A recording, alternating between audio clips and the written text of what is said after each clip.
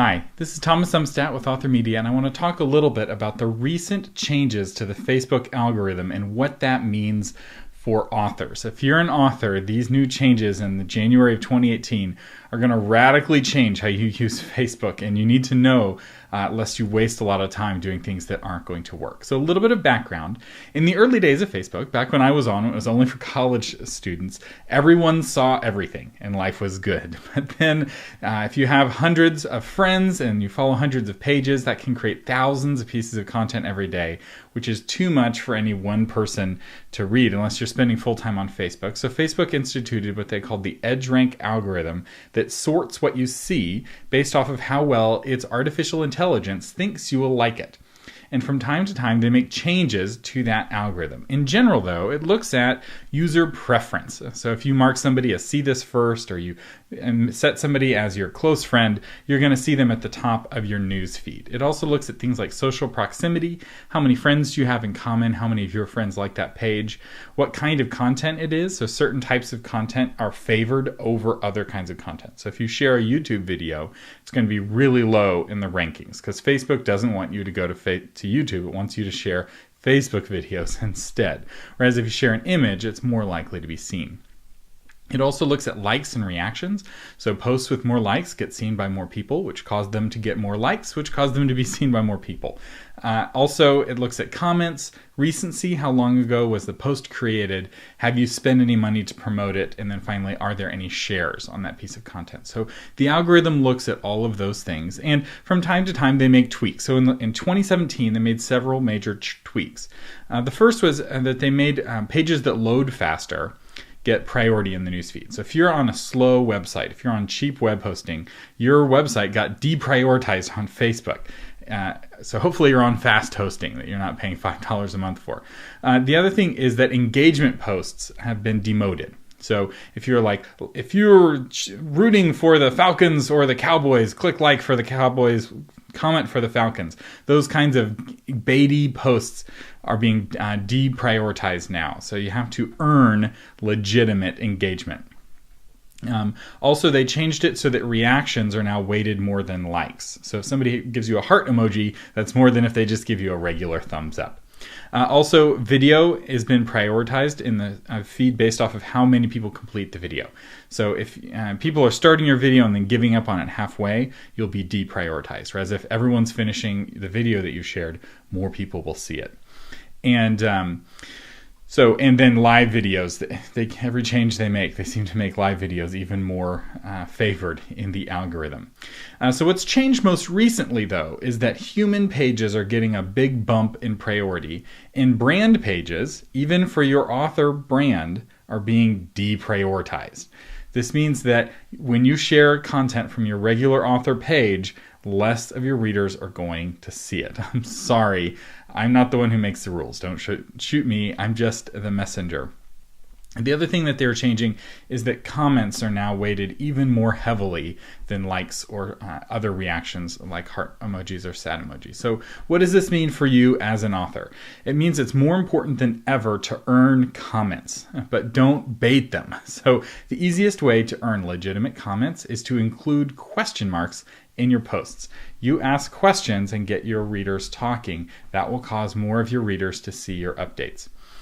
Pre-recorded videos are now deprioritized, so posting a book trailer is now less of an effective strategy than it was in 2017. Although I don't think it was very successful in 2017. Book trailers, very hard to make those work to drive traffic and drive sales of your book.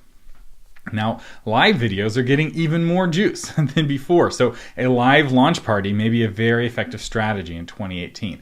I'd encourage you to experiment with live video, and you'll be like, oh, I don't have a face for video.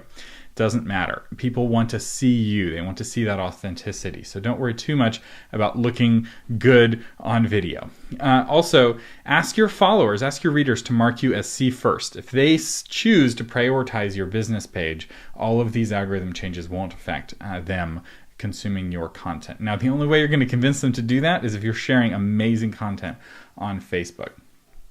Also, groups are still working well, especially groups that get good content. So I know a lot of authors now are creating groups for their readers to discuss their writing and to talk about it with each other. That strategy is still going to work. So if you were getting results with it in 2017, you're probably still going to get results with it in 2018. And then finally, ads are going to get more expensive. I don't see any way around this. This is my prediction, but here's why I think ads are going to get more expensive. One is that since brand pages are being deprioritized, those brands, if they want to reach the same number of people, are going to have to spend more money. That means they're going to have to increase those bids. So the big brands on Facebook may spend more money, which might raise the price because the higher the bids, the higher the price. But Zuckerberg himself said these changes are likely going to reduce the amount of time people spend on Facebook. So if people are consuming less Facebook content, they're seeing fewer ads, which means that the bids are going after fewer ads. So the demand is going up while the supply is going down, which means that Facebook ads could get quite pricey. This is not good news for authors because if you're selling a $4.99 ebook, there's not a lot of margin there to bid against big brands selling higher ticket products.